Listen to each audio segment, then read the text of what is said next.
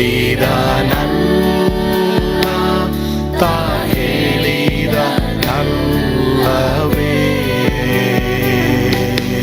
ನಾ ಕೈ ಬಿಡೆನು, ನಾ ಕೈ ಬಿಡೆನು. ಆ ಮಾತು ಹೇಳಿದನಲ್ಲ, ತಾ ಹೇಳಿದನಲ್ಲವೇ.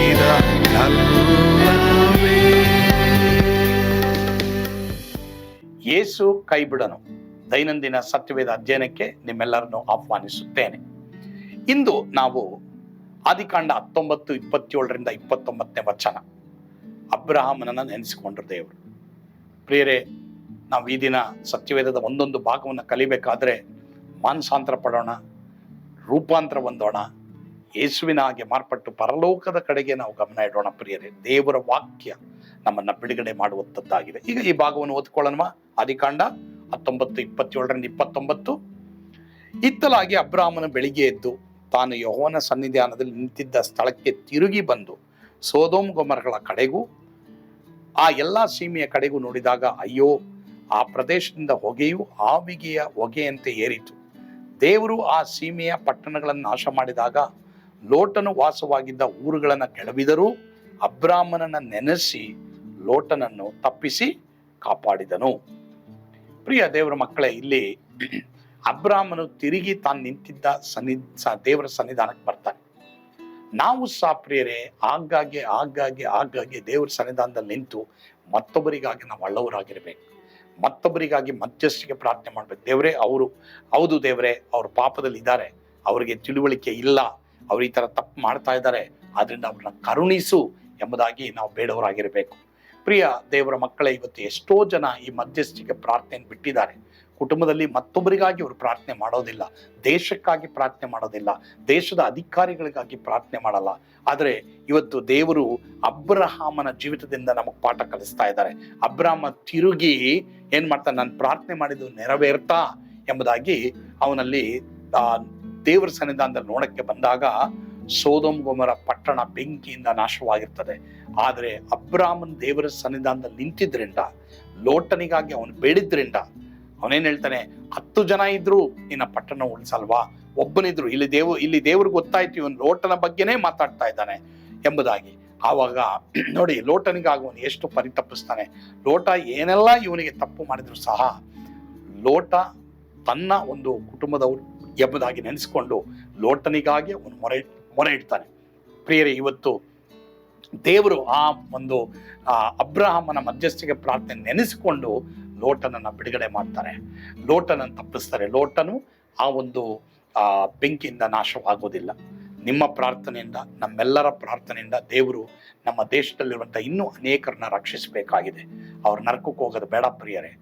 ದೇಶದ ಅಧಿಕಾರಿಗಳಿರ್ಬೋದು, ಅನೇಕರು ಭ್ರಷ್ಟಾಚಾರ, ಅನ್ಯಾಯ, ಅಕ್ರಮ, ಪಾಪಗಳನ್ನ ಪಾಪ ಅವ್ರ ಜೀವ ಅಂತ ತುಂಬಿ ತುಳುಕ್ತಾ ಇದೆ. ಆದ್ರೂ ಸಹ ನೀವು ಹೇಳಿ, ದೇವರೇ ಬೇಡ, ಅವ್ರಿಗೆ ಗೊತ್ತಿಲ್ಲ ಅವ್ರು ಏನ್ ಮಾಡ್ತಾರೆ ಎಂಬುದಾಗಿ ಅರಿಯರು, ಅವ್ರನ್ನ ರಕ್ಷಿಸು ದೇವರೇ ಎಂಬುದಾಗಿ ಹೇಳಿದಾಗ ಖಂಡಿತವಾಗಿ ದೇವರು ರಕ್ಷಿಸ್ತಾರೆ.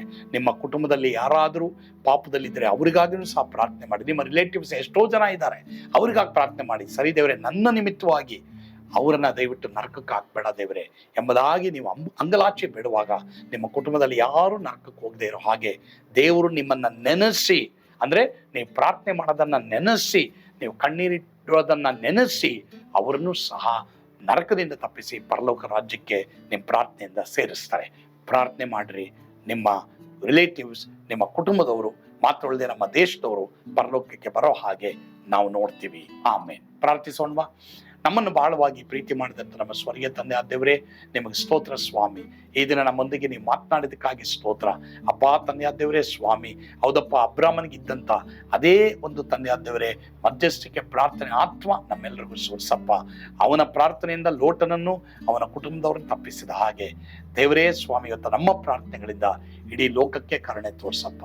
ನರಕಕ್ಕೆ ಕಳಿಸ್ಬೇಡಪ್ಪ, ಯಾರು ನರಕಕ್ಕೆ ಹೋಗ್ಬಾರ್ದಪ್ಪ.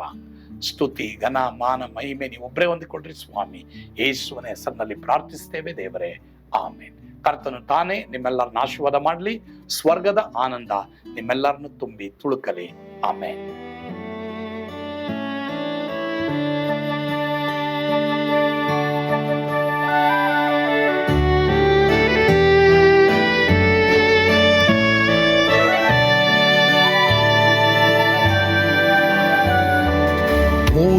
ಇಂಥ ಅದ್ಭುತವಾದ ದಿನ ನಾನೆಂದಿಗೂ ಮರೆಯೇನು.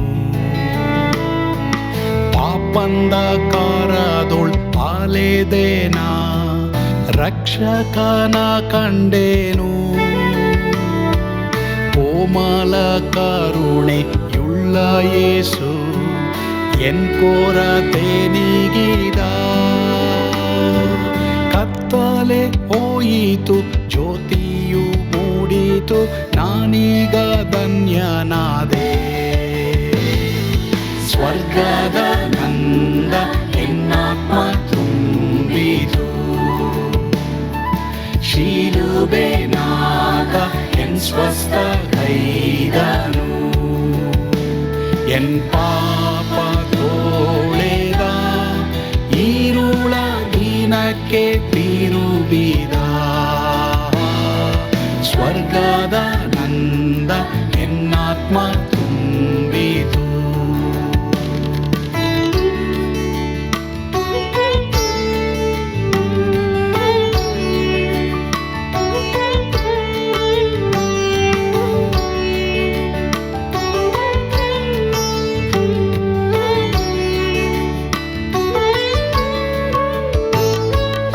ಆತ್ಮನ ನೂತನ ಜನ್ಮದಿಂದ ದೇವಪುತ್ರನಾದೇನು.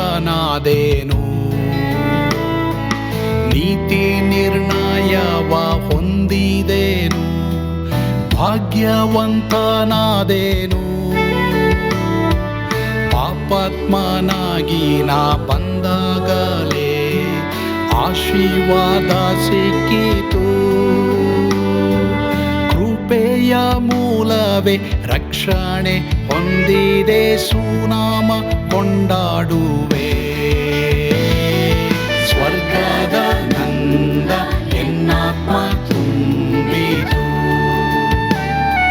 ಶಿಲುಬೆನಾಗ ಎನ್ ಸ್ವಸ್ಥ ಕೈದನು.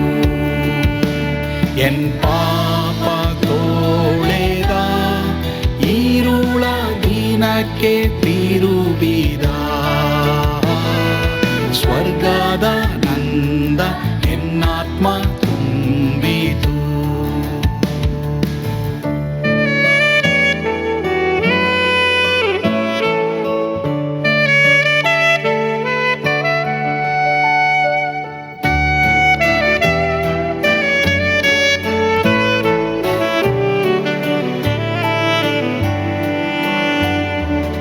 ಅನಂತ ನಿರೀಕ್ಷೆ ಏನಾಗಿದೆ, ಕಾಲವು ತೀರಲಾಗಿ.